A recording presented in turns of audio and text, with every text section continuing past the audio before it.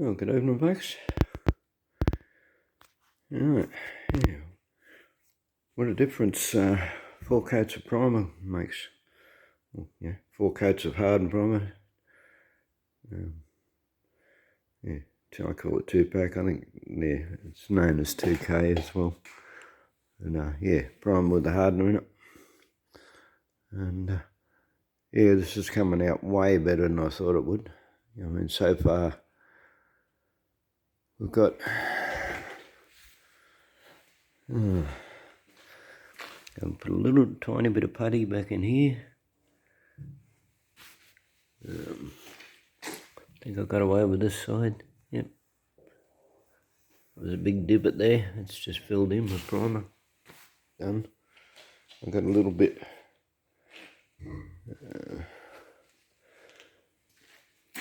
There's a little bit somewhere I've got to put on that. There's a little bit. One of these guards. Can't even see it now, but yeah. One of these guards got a little bit around the edge. Needs a tiny little bit. A few pinholes in here I've got to fill up, which I showed you on the previous video. Yeah, there's about 4 or 5 little pinholes there. And that's basically it. So, yeah, and all of that unevenness and yeah, it's all been filled in with the primer. So, yeah, majorly happy with this. Yeah, after all the hassle and all the work, and yeah, I was rather disappointed thinking it wasn't going to turn out too good, and I still had a whole lot of work to do, and yeah, mind you, I've just spent, yeah, basically, I suppose it is a whole day. It's 11:30. I started around 12, so rubbing it down, so wet rubbing it. So yeah, I've been at it all day. And yeah, just want to show you something. See here, and this is,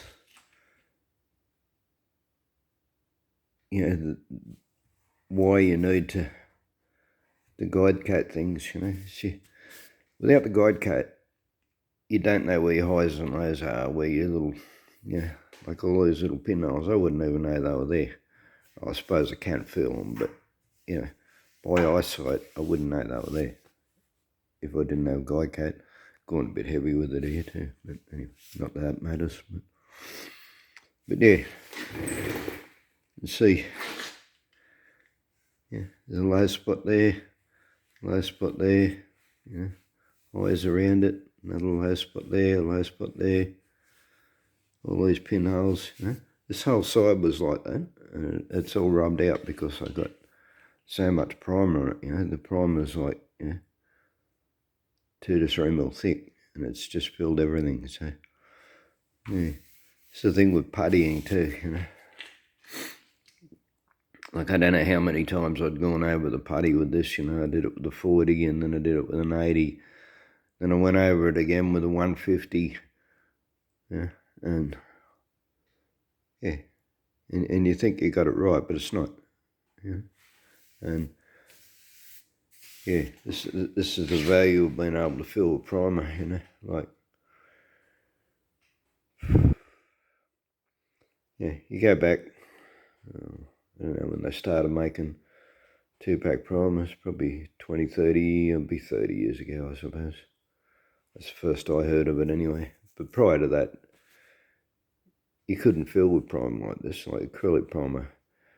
Well, you sort of could, but you'd have to leave it for weeks and weeks and weeks, you know, just to make sure it was totally dry. And then after you rubbed it, you'd have to go really, really light with your coats and let them dry.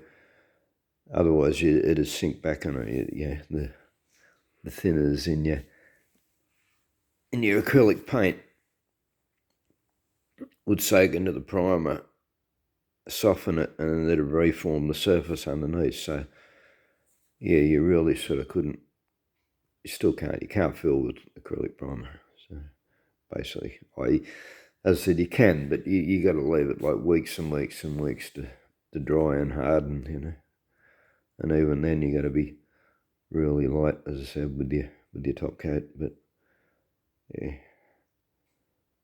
now the primer's got hard, comes with hardener in it, or hardener that you add to it. Yeah, you can fill. And the good thing too is if you're filling, a dent or a deep scratch or something, and when you go to rub it, you're hitting metal around the sides, and of course the putty rubs off and the metal doesn't, so you still end up with these hollows and layers everywhere, And even though it feels right, it's not, as you can see by this. But yeah, that's the value with being able to fill with primer, is it covers the entire surface. And where you had highs from where you'd hit metal, you can now rub that off without hitting the metal again, without creating the highs and lows again, and rub the entire area instead of just trying to rub the actual putty. Yeah. Anyway, keep it short. Just want to show you that, even that one took a lot of rubbing. Might go over it again actually I'm going to get some more 400. I'll put it on this big block. It's my plasterboard sander. That's another added bonus to that. You can wet rub with it. But yeah, there's a lot of pinholes in here and a lot of rubbing, and and like I'm using that small rubber block, but even though I'm going as wide as I can, or wide as I think I can, it's probably still going to be that little bit wavy, so yeah, because a lot of these pinholes were quite deep. It took a lot of time just to rub this area here, this puttied area. So yeah, I get another full sheet of paper tomorrow, because I'm on my last bit of paper. Use 3 full sheets of 400. And yeah, I'll get the big block and go over this whole thing again. Just, not a lot, but just enough. I might even guide coat it again too, actually, just to be sure. And yeah, just to make sure this is flat across here. Not too worried about the bonded areas, although I could go, I might do that again as well, just to be on the safe side, just these flat areas in the middle. Yeah, but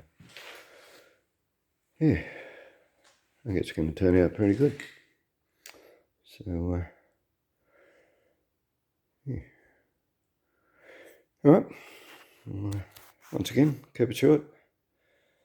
Only 8 minutes and 14 seconds. Yeah, that's a good time for a video. I like to keep them short. All right. Thanks again for watching, and we'll catch you next time. Bye.